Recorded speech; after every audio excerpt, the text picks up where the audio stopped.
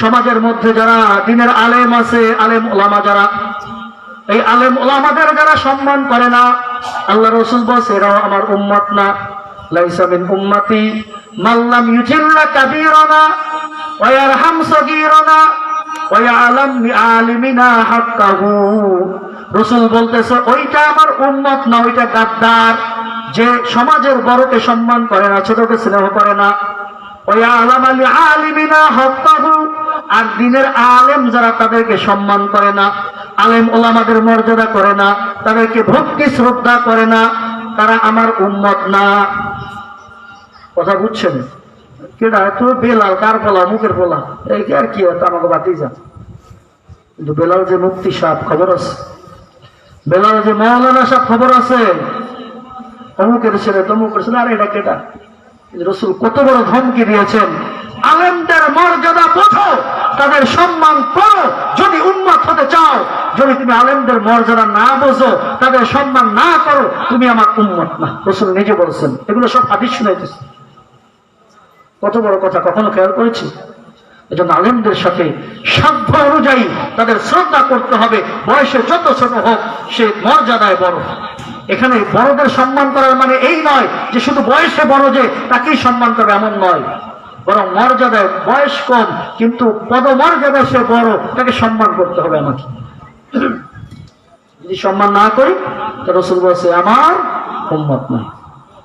এই জন্য আলেম ওলামাদেরকে দেখলে শ্রদ্ধা করবেন। রাসূল বলেছে এরা হলো আমার নায়েবে নবী। তুমি যদি তোমার স্বচক্ষে রাসূলকে দেখতা, কি সম্মানটা করতা বলো? আমি যদি দেখতাম রাসূল সামনে আসছেন, আমি আমার জীবন উৎসর্গ করে দিতাম না?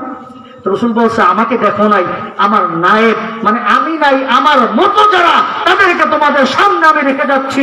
আমি মুহাম্মদকে যেমন সম্মান করতাম, আমার নায়েব প্রতিনিধিকে এমনই সম্মান করো। কথা বুঝে আসছে? আলেমদের সম্মান করতে হবে কি হবে না?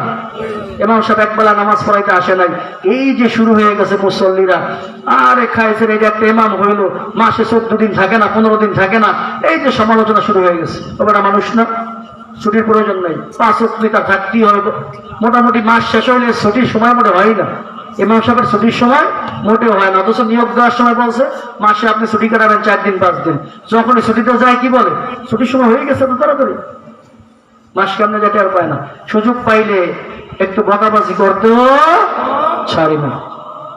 নিজেকে ধ্বংস করতেছি, নিজেকে ধ্বংসের দিকে ঠেলে দিচ্ছি, অনুভব হচ্ছে না, আমাদের মধ্যে অনুভূতিও নাই। এই জন্য আলেম ওলামাদের মর্যাদা অনেক বড়। আপনি একটু কল্পনা করে নীরবে একা একা যে রাসূলকে যেমন সম্মান করতাম, রাসূল যেহেতু শেষ নবী, তারপরে নবী আসবেন না, এরা হলো নবীর মতো, নবী তো না, নবীর নায়েব, নবীর প্রতিনিধি, এদের সম্মানটা কতটুকু করা দরকার। এই জন্য তাদের সম্মান করবেন। যদি আলেম ওলামার সম্মান না করি, রাসূল বলছে এটা আমার উম্মত না, কিনা উম্মত না। এরপরে আল্লাহ রাসূল সাল্লাল্লাহু আলাইহি ওয়াসাল্লাম বলেন